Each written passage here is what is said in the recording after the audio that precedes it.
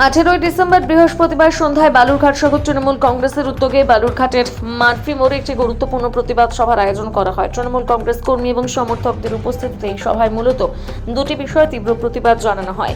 SIR নামক প্রক্রিয়ায় যে অপরিকল্পিত বিষয় যা সাধারণ মানুষকে ব্যতিব্যস্ত করে চলছে তার তীব্র বিরোধিতা করা হয়। তৃণমূল নেতৃত্ব অভিযোগ করেন যে প্রক্রিয়ায় সাধারণ মানুষকে হয়রানির শিকার হতে হচ্ছে। ভোটার তালিকা সংশোধনের সময় যেন কোনো প্রকৃত ভোটারের নাম বাদ না যায় সেই বিষয়টি নিশ্চিত করার দাবি জানানো হয়।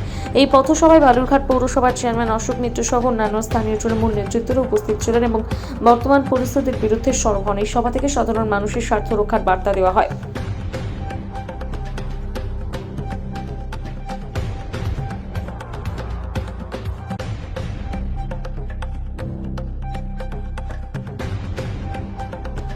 মনে নিজের বিবেককে প্রশ্ন করবেন না যে আমার আপনার হকের টাকা, সেই টাকাটা আটকে রেখেছে কেন্দ্রের বিজেপি সরকার। টাকাটা শুনলে ভিমরি খেয়ে পড়বেন। প্রায় 1,87,00,000 কোটি টাকা, এত টাকা আটকে রেখেছে। কিসের টাকা? 100 দিনের কাজের টাকা। কিসের টাকা? বাংলার আবাস যোজনার টাকা।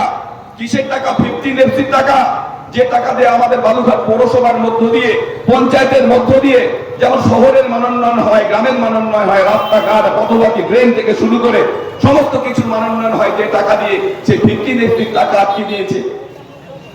বাংলার আবাস যোজনার টাকা আটকে দিয়েছে, 100 দিনের কাজের টাকা আটকে দিয়েছে।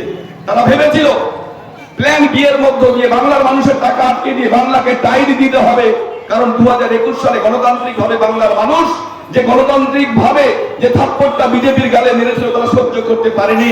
আর তাই তো তারা ইচ্ছাকৃত ভাবে এত টাকা